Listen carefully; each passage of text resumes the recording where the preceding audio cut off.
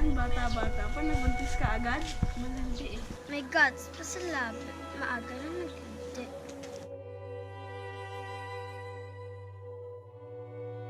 Panindigan mo tong anak natin, kala ko ba mahal mo ako? Tigil-tigilan mo nga ako.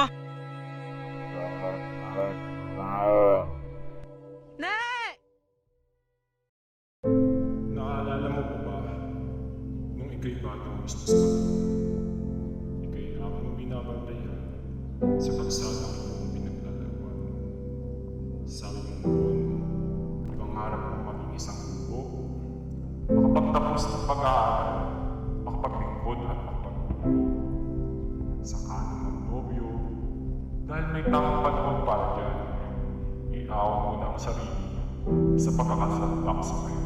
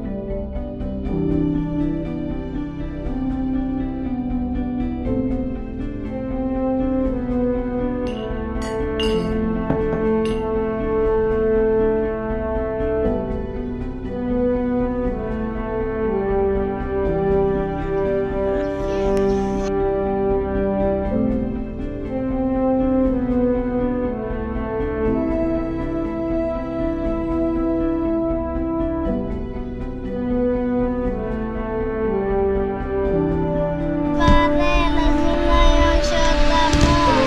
Parang Trigoy, ba't natutulog ka na dyan? Antok na.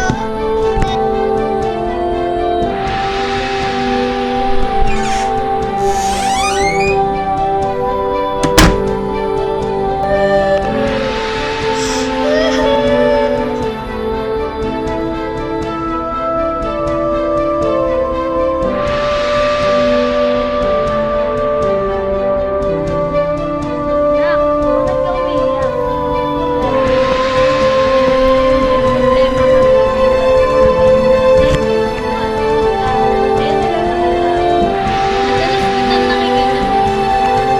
Umamin ka nga sa akin.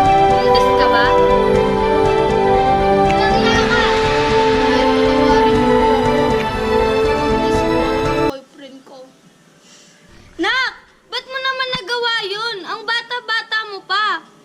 Di ba sabi ko sa'yo magtapos ka muna ng kolehiyo?